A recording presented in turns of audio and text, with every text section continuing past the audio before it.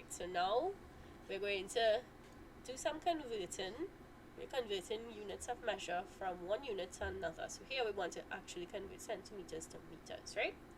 So if I have 150 centimeters and I want to convert it to meters, do you know what is the conversion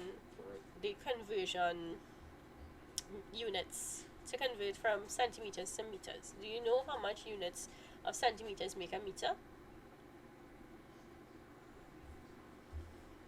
150 meters. So we need to know how many centimeters make 1 meter. And if we could figure out that, we'll be able to use that now to convert the 150 into meters.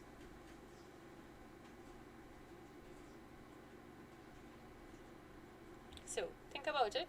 See if you could recollect how many centimeters make 1 meter.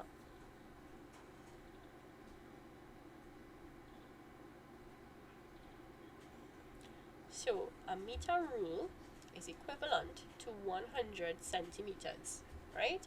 So if you have to convert from centimeters to meters, we need to know that 100 centimeters make 1 meter. From here, what we're going to do is we're going to divide 150 by 100.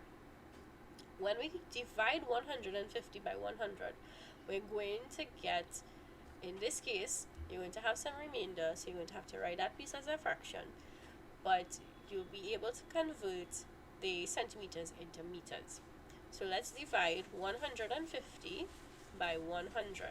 Now you could do a little bit of a shortcut as well to do the division, right? Because you're dividing by a multiple of 10, and it's pretty easy to do a decimal shortcut with that. We could look at that in a short bit. But if you have to divide 150 by 100, you ask yourself how many times 100 could go into 150, because this would give us 1, and then 1 by 100 is 100. So when you subtract that, you're going to remain with 50, right? And when we have remainders, we can continue the division to get a decimal. So I'm going to add a 0 at the end of the 500. I've put a decimal point here because now I know I am creating the fraction part. That remainder is going to be a fraction. 100 into 500 is 5. And 5 times 100 is 500. So we subtracting, and we'll have no remainder. So this is how we know that 150 centimeters is equal to 1.5 meters. So we can just write the answer 1.5 meters.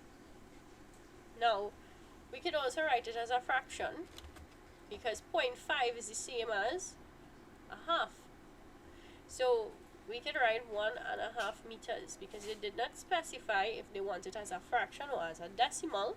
So we could use the decimal or we could use the fraction, right? Both answers would be correct.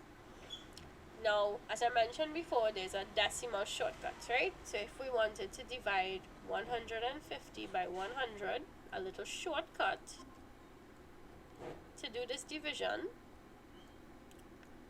is this. We will move the decimal point in 150 2 places, because we have 2 zeros in 100. So my decimal point in 150 is at the end of 150. So my shortcut, I'm going to move my decimal point 2 places to the left, because I'm dividing by 100, and you'll get that 150 divided by 100 is the 1.5 that we got earlier. So you could do it long division, you could do the little decimal shortcut, and like I was saying, once you understand how to use your remainder, if you want to put 50 over 100 and break down your fraction, you'll get 1.5.